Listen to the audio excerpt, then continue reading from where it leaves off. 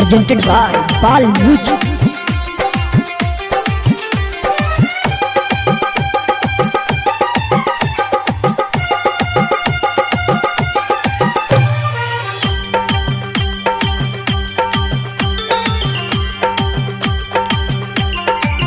ननदो करबू न बरातर दुल्हा झकास मिली हो। ननदो करबू न बरातर दुल्हा झकास मिली हो। अनपढ़ ना पढ़ल लिखल मैट्रिक पास मिली हो। ननदो करबू न बरातर दुल्हा झकास मिली हो।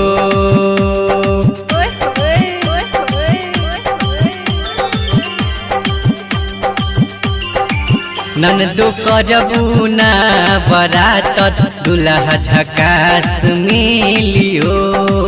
ननदो करबू न बरातर दुल्हा झकास मिली हो। अनपढ़ ना पढ़ल लिखल मैट्रिक पास मिली हो। ननदो करबू न बरातर दुल्हा झकास मिली हो। ननदो करबू न बरातर दुल्हा झकास मिली हो।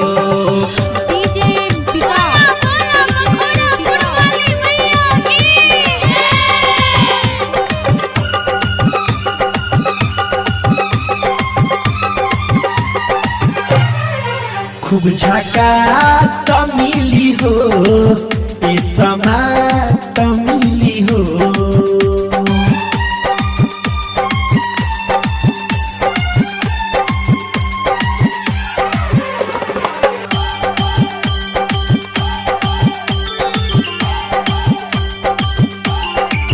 पूरा हो जाई सोचल सपनवा अगिला साल लगानवा में। माई के धरबू ध्यान ननदो दिल से अपना मनवा में। पूरा हो जाई सोचल सपनवा अगिला साल लगानवा में। माई के धरबू ध्यान ननदो दिल से अपना मनवा में। जिंदगी जिए के जिंदगिया तोहके आस मिली हो। ननदो करबू न बरातर दुल्हा झकास मिली हो। ननदो करबू न बरातर दुल्हा झकास मिली हो। अनपढ़ ना पढ़ल लिखल मैट्रिक पास मिली हो। ननदो करबू न बरातर दुल्हा झकास मिली हो। ननदो करबू न बरातर दुल्हा झकास मिली हो।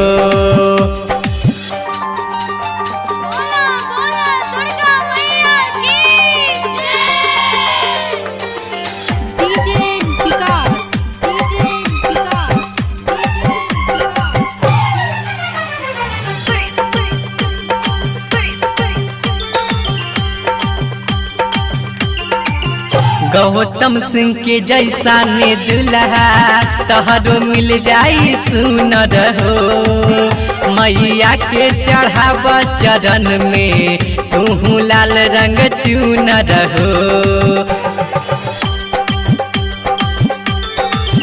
गौतम सिंह के जैसा ने दुल्हा तहरो मिल जाई सुनर हो।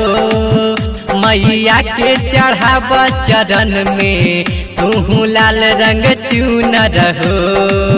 राम जतन दुर्गा के जैसन दुल्हा खास मिली हो।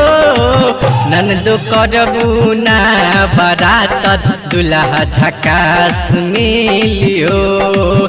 ननदो करबू न बरातर दुल्हा झकास मिली हो। अनपढ़ना पढ़ल लिखल मैट्रिक पास मिली हो ननद करबू ना बरातर दुल्हा झकास मिली हो ननद करबू ना बरातर दुल्हा झकास मिली हो।